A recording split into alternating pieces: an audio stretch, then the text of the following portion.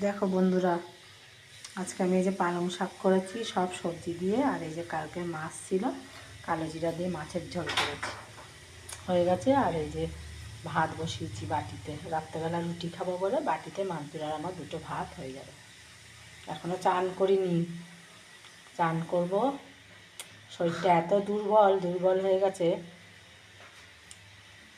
কালকে চোখের ডাক্তারকে দেখিয়েছি, বললো বৌদি আপনি ভীষণ দুর্বল হয়ে গেছেন, কিন্তু খুব দুর্বল। চোখের কোনো প্রবলেম নেই, কিন্তু চোখটা আবছা আবছা, আমি চোখ টেনে টেনে না তাকাতে পারছি না। এই 4-5 দিন হলো এরম হয়েছে, আবছা হয়ে যাচ্ছে চোখটা, যেন টেরা হয়ে যাচ্ছে। এই তো ঘর মুছলাম, ঘর মুছে মুছতেই এই ঘরে বিছানা সব রান্নার কাজ করলাম, তরকারি কুটে নিয়েছিলাম।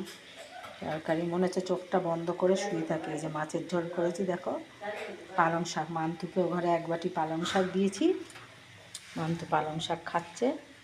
আমি এবার এই যে এই বাসনগুলো মেজে একবারে মাজবো। সকালবেলা কাজ করতে পারি না বেশি, বাসন মেজে তারপরে আমি মান্তুর দুটো নাইটি কেচে চান করে ঘরে আসবো। হ্যাঁ, আমি ভাত বসিয়েছি তো, যাচ্ছি, দাঁড়াও এটা ঢেকে তুমি করে নাও। আমি বাসনগুলো মাজবো গিয়ে, এই যে এই বাসনগুলো সব মাজবো। অল্প অল্পই বাসন হয় আমার, মেজে তারপরে আমি বাসন মেজে তারপরে মান্তুরের নাইটিগুলো কাচবো। একটা কথা 2-3 বার জড়িয়ে যাচ্ছে, শরীরটা খুব দুর্বল হয়ে গেছে, কেন কি জানি। হট করে আমার শরীরটা এত দুর্বলতা এসে গেছে, এবার ভগবান জানে। বন্ধুরা, আমার একটু দয়া করো, আশীর্বাদ করো ঈশ্বরের কাছে। তো আমি তো ডাকছি, ঈশ্বর আমার শরীরটা ভালো রেখো।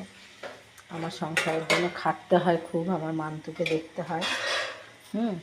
আর আমিও সুস্থভাবে বেঁচে থাকতে চাই, বিছানায় শুয়ে পড়তে চাই না। কেন এরকম শরীরটা দুর্বল লাগছে আমি বুঝতে পারছি না।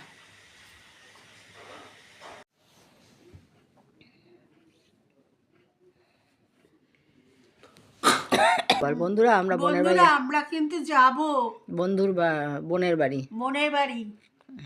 ঠিক আছে, গুড নাইট বল বন্ধুদের, বল শুভরাত্রি বল। শুভরাত্রি, টাটা।